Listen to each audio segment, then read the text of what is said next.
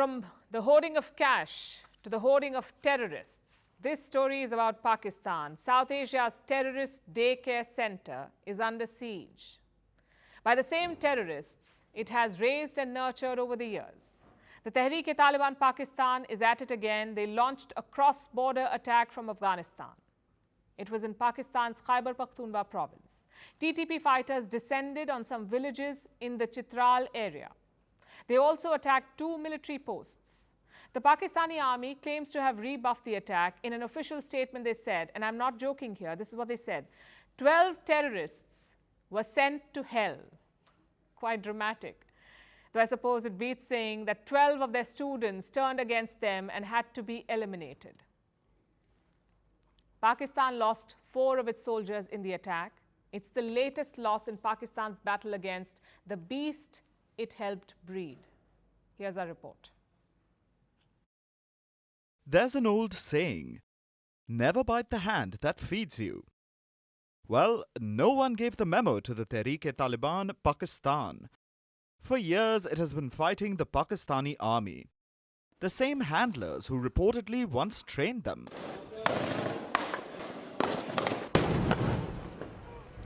This student-teacher standoff has reached a fever pitch of late, demonstrated by yesterday's attempted land grab.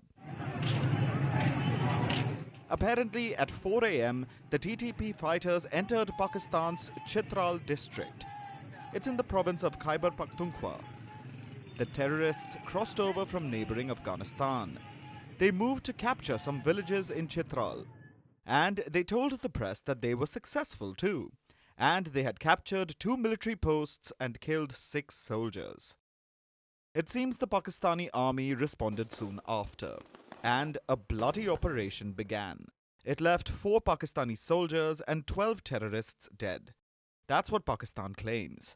Pakistan's army presented its version of events. It says that the TTP troops were being monitored before they left Afghanistan, that hundreds of terrorists were involved in the assault, that no villages were taken, and that ultimately the Pakistani forces were victorious. Pakistan's politicians were quick to praise the army, those who haven't been locked up anyway. Shehbaz Sharif, who recently stepped down as PM, posted this message. Here's a translation. He wants terrorist elements cleansed from Pakistan. This was a post by the Interior Minister in Pakistan's present caretaker government. He wants a homeland safe from terror. Both of them, of course, mourned the soldiers who lost their lives, but not a word about how the army top brass is partly to blame. How their policy of training terrorists over the years is what has led to this situation in Pakistan. Yesterday's attack was unique in terms of scale, at least if the army wasn't exaggerating about the hundreds of terrorists. But it was last month that broke records. In August, Pakistan saw the highest number of terror attacks since 2014. There were 99 terror attacks across the country. 112 people were killed and 87 were injured. For about a year now, the TTP has trained its guns again on Pakistan. Last November, the TTP ended its ceasefire with Islamabad, and that has resulted in a rapid escalation of terror. How is the TTP managing this? Pakistan claims that it's operating out of safe havens in Afghanistan, that the Afghan Taliban is hosting and helping its Pakistani offshoot, providing them with the high-end weapons that were left behind by the US. Even during yesterday's attack, Pakistan's army said the terrorists were equipped with the latest weapons.